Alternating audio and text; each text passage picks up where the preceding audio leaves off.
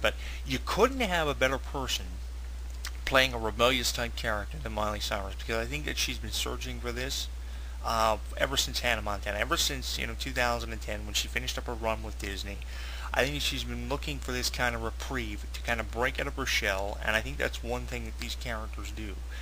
They allow her to break out of her shell and show a completely different side of her. We saw that side of her coming forth in a lot of her music videos, like I Can't Be Tamed and Party in the USA. We saw that side slowly coming out. But with all these characters she's been given a chance to portray by Touchstone Pictures and Lionsgate Films here recently from 2010 right up until 2012, I think that it's really benefiting her. And I think that, giving the cast members opportunities to play characters they don't generally play, or have played is great too. I think that all the contributions to this film were equally distributed, and I think that's what makes this film that much more successful. I think that it wasn't just the contributions of a Demi Moore or Miley Cyrus that made this film successful, but I really think that getting a chance to see different sides for actors and actresses made up such a talented cast and made the film even more successful, even though it was, promoted first off about being a Demi Moore and a Miley Cyrus type film through entertainment news programs like ET and Extra and TMZ.com. But when the film came out, I found that the cast were equally distributed. They were equally given enough camera time, and it wasn't just one or two cast members that made the film a success. So I do give credit to not only Miley and Demi, but I do give credit to the entire cast of LOL.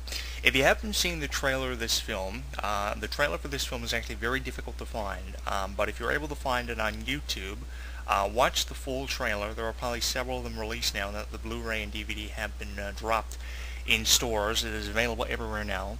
You can probably catch a torrent download on it on a website like isohunt.com, which is one of my favorite torrent websites to obtain a movie from, or kickasstorrents.com. They are two of the hottest torrent websites on the internet, so if you aren't able to purchase the Blu-ray and DVD, you can check it out.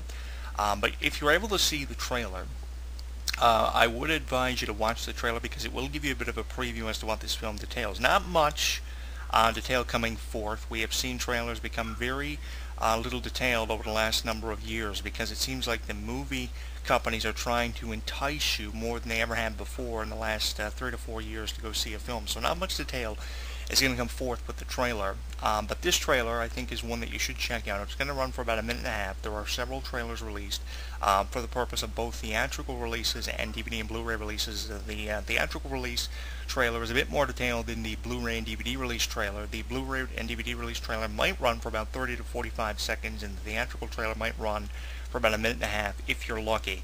But I think it's great. And even the poster with the photographs of Paris and different issues that go on throughout the characters' lives, with a bit of a pose there from Demi Moore and Miley Cyrus. If you check out the graphic we're using for our YouTube video, it all entices you to want to see the film. And the advertisement that Lionsgate has put behind this is incredible. I think we have seen Lionsgate do this kind of thing before in the past to try to distribute their films because they are competing with some of the top-notch film companies in the world. You have Fox Home Entertainment, then you have Sony Touchstone Pictures. So I really think that Lionsgate goes above and beyond the requirements of financially backing this film. I don't think that they've spent in the way of a Pirates of the Caribbean film or a Disney-type film like The Odd Life of Timothy Green. But they have devoted a significant amount of time to advertising the film, and that is one crucial thing about a film that not too many people know about. And LOL certainly is one of those films that not too many people know about. If anything, you know about it through the promotion of Miley Cyrus through her Twitter and her Facebook page. I know she did it for the last song, and her advertising the film through her social media sites and her official website, which I wish would give out more detail on the film. I remember reading an article on MileyCyrus.com about a film she was supposed to have produced for a film company several years ago, and it never came into fruition. I never did see the film. It was supposed to have been called So Undercover. The press release that she had released on her website from her news section was removed, and I never did hear anything in the way of a follow-up for the film, so I do hope we get to see So Undercover or a film similar in that way very soon. But you have to give credit to the success of films like The Last Song back in 2010, and even this film so much. to Miley Cyrus, along with the other cast members who are contributing to promoting the film just as much as Miley Cyrus was. But I think that Miley definitely can be given a lot of credit for advertising the film. If anything, she promoted the last song a lot. But the one thing about LOL is she's joined in with an incredible cast of talent to promote this film. I did throw several theatrical trailers and DVD and Blu-ray release trailers for LOL up on our Twitter page. You're going to have to browse down through our tweet archives. Our Twitter's been pumping out and releasing a lot of tweets as of late, more tweets than often.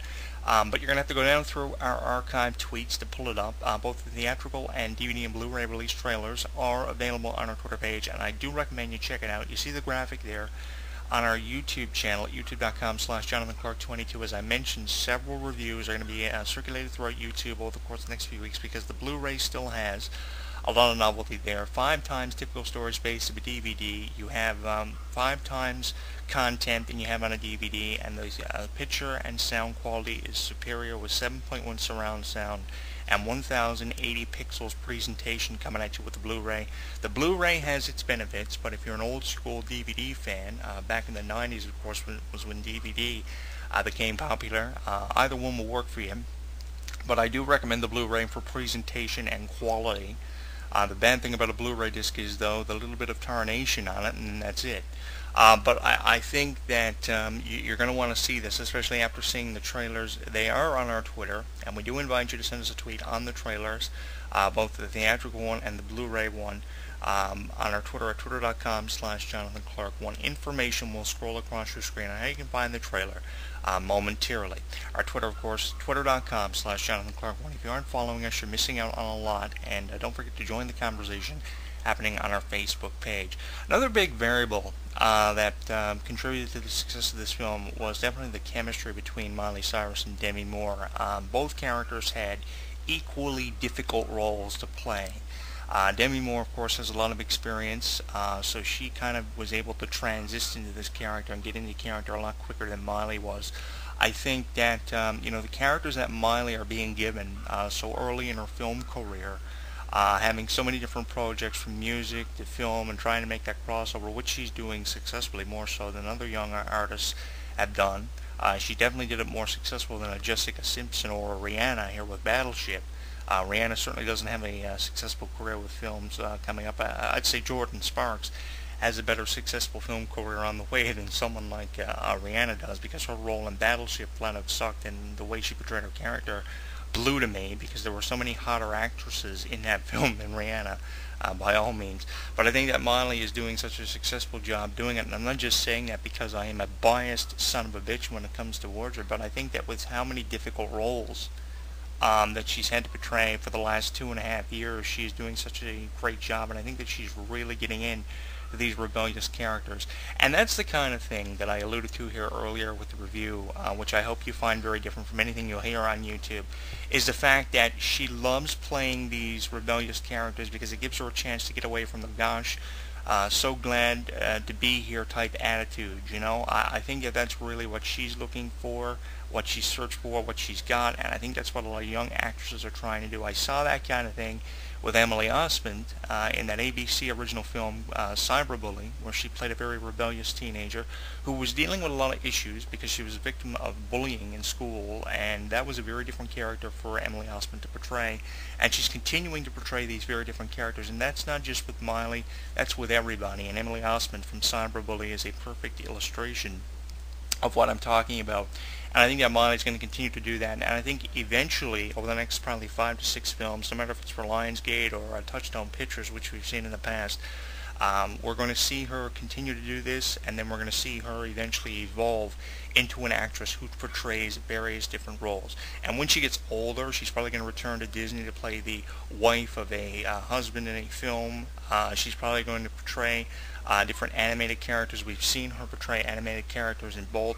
We're going to see her portray various different characters. Just the rebellious type character for Miley Cyrus is working for her right now, and it's able to allow her to promote herself sufficiently and promote her films. Because I think, for one, when you're first breaking into the film industry, you have to portray more than one character for more than one film that is a rebellious character.